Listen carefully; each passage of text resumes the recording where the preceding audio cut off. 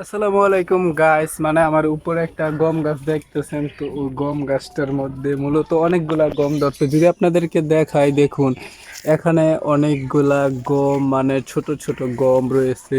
তো এইগুলা মূলত এখনো ছোট রয়েছে, পাকে নাই। তো আমি যদি একটা পারি, দেখুন আমি একটা গম পারছি। তো ওটা মানে গমটা মানে খেতে অনেক সুস্বাদু, মানে অনেকটা করা হলো গমটা সুস্বাদু। তো আর আমাদের বাগানে রয়েছে এখানে একটা মরিচ গাছ। তো ও গাছটাই আপনাদেরকে দেখা, এখানে ছোট ছোট কতগুলা মরিচ রয়েছে। দেখুন এই যে এখানে একটা মরিচ ধরছে। তো আরো অনেকগুলা মরিচ রয়েছে এই যে এখানে এখানে। তো মূলত এই গাছটা প্রায় 3 বছর ধরে রয়েছে এখানে। আর হ্যাঁ, এই গমগুলা কিন্তু আসলে সুস্বাদু, খেতে অনেকটা সুস্বাদু।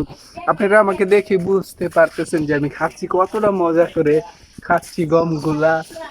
আর হ্যাঁ, এখানে মানে আরেকটা আমাদের গাছ আছে। তো ওই গাছটার মধ্যে আরেকটু বড় বড় গম। তো এই যে এখানে একটা গাছ রয়েছে, আর এই গাছটার মধ্যে দেখুন আসলে অনেক বড় বড় গম ধরছে।